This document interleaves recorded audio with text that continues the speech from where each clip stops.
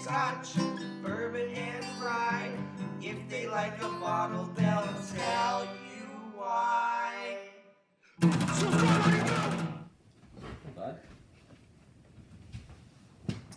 Hey everybody! Welcome to another episode of Trenny and C. I am Trenny. This is C. Today we have a Scotch. Yes. We started this whole journey by, for people who know already, this is a long, old, boring story, but I got into whiskey by getting into Scotch. Right. You got into whiskey by getting into bourbon. Yeah. And we've kind of combined our loves for Yes. each and kind of cross-contaminated each other. Yeah, that's right. Yes. So I'm excited always to finally sit down and review a Scotch, especially one like this. Takes you back to your roots, whereas I've been infected with it. Yeah. Now I must have it. Yeah, exactly. To survive.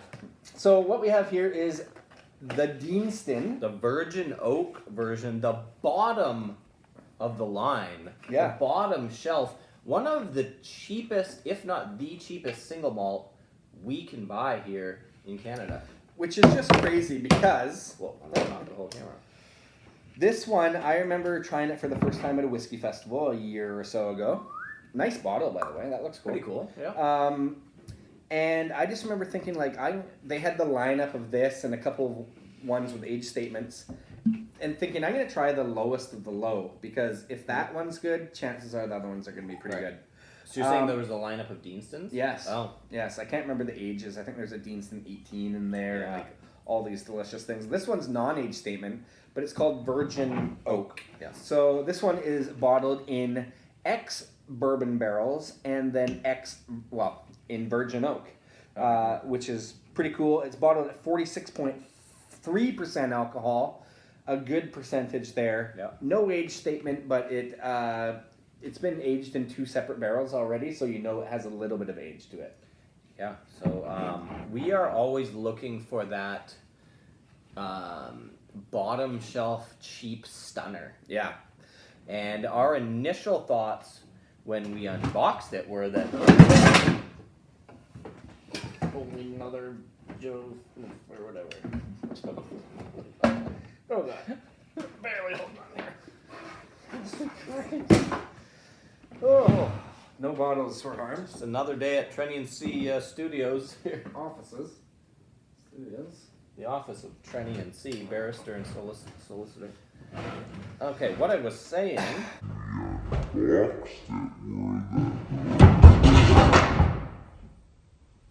Okay, anyways. Before all that, what I was saying was we're always looking for cheap stunners. Yes. And when we unboxed it, we thought we may have found A cheap stunner. Our newest cheap stunner, yeah.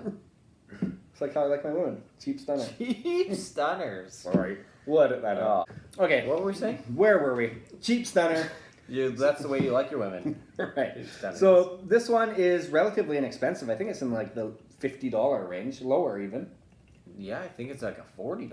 Like $46 or something like that, that. yeah. It's like $1 a percentage. Like for us here, like that's not amazing in the U.S., but here in Canada, like that's huge. The cheapest single malts that you like that are drinkable are usually like 70. Yeah. Well, I mean, the cheapest basically is the McClellan, the line of McClellan, and those are like $42 generally. Yeah, something like that. Anyway, let's get to this right away. The color on this nice and light and crisp. It's not too much color added to this, which might mean that could be a part of the age. So this is, but it also means that it might not filtered. Be unchill filtered. That's a box. 46.3%. That's a box. Cheap. That's tick the box. So it checks 3 of the boxes. It doesn't say natural color on it. But I'm judging by the color of this. It's relatively light. It hasn't been influenced too much. Yeah. So okay. Anyway, let's get to the nose here. Oh, that's just nice and like custardy. Mm-hmm. Nice maltiness of the grain. I like the sweetness on it too. It's got a decent sweetness. But I am getting the zest of virgin oak. Yeah. It is a little zesty. But a little bit spicy. Fruit zest as well, like a citrus zest. Yeah. But there is this like kind of caramel toffee thing on there. Mm-hmm. Something kind of herbal about it too. Yeah. A really nice nose, honestly. There's like, a lot in the nose is the thing. Yeah, For there this is. kind of price, there's a lot going on there. You could spend some time on this nose. I know I've tried this side by side to a couple of different ones that are maybe in the same realm of, quality, I guess, but usually way more expensive. Yeah, with an age statement Yeah. too. But a nice nose, a little bit. A little bit of that alcohol sizzle in my nose. Mm-hmm. Some effervescence. A little bit effervescence. That a I little bit of the kind of like the barley sugars there, the slight, I want to honestly say like a slight kind of banana on there. yeah, I can see that. Like some tropical, Yeah. but even something slightly cola about it. Oh, yeah. Could be the ex-bourbon barrels. Yeah. There's something like, I know it's a flavor note or a tasting note, but it's almost like slightly chalky or something in the nose. Oh, okay. I know what you mean A by little that. dusty. I kind of got that with some of my earlier sniffs. Yeah. It kind of keeps developing in the glass here over Yeah, it's a really good one. a couple of minutes. Again, a cheap stunner. Okay, let's Yep. go to the flavor here.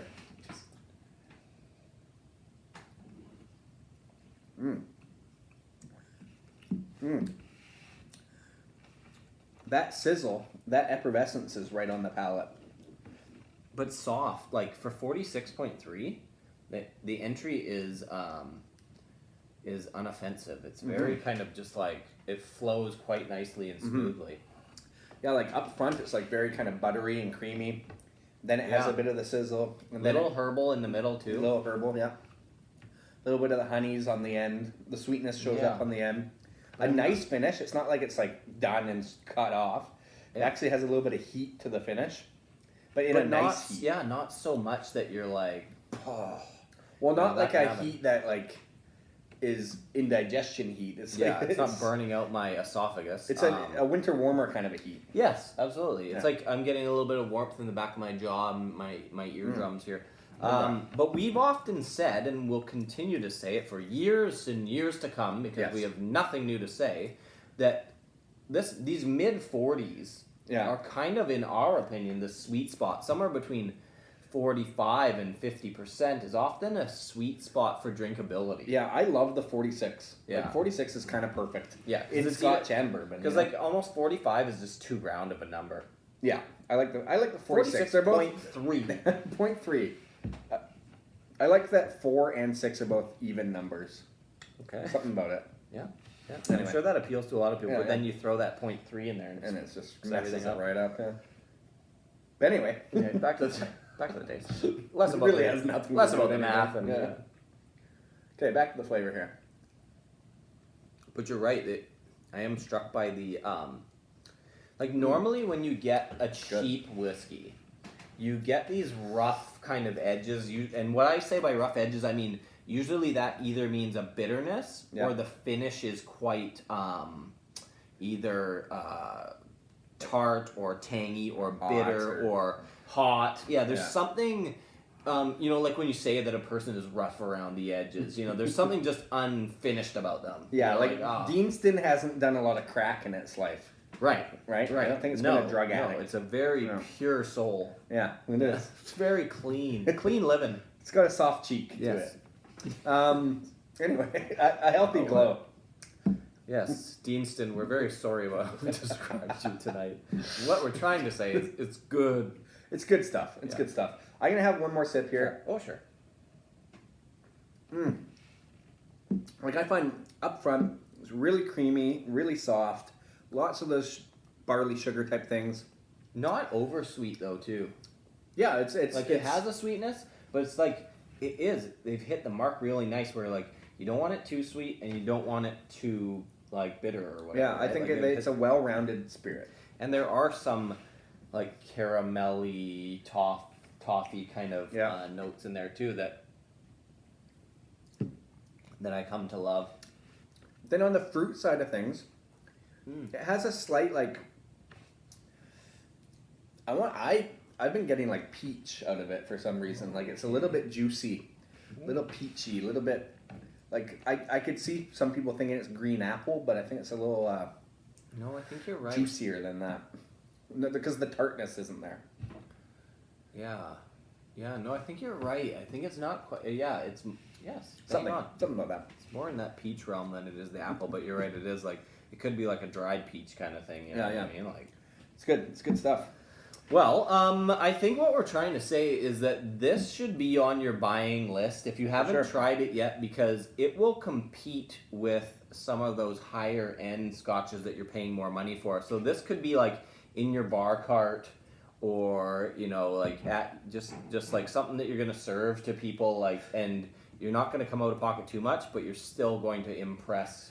Like even the seasoned Scotch drinker is going to be happy with it. I think you could like give this to somebody blind without telling them what it is. Even like you say a seasoned Scotch drinker, and they'd be like, they'd perk up. I think they'd perk up with this one. Anyway, thanks for watching. We are Trinity C. Comment, click like, subscribe, and we will see you next time. In the comment section. Yeah, in the comments. Something like that. Trinity and C, drinking whiskey, describing all the flavors for you and me. Irish, Scotch, bourbon, and rye. If they like a bottle, they'll tell you why. Subscribe on YouTube.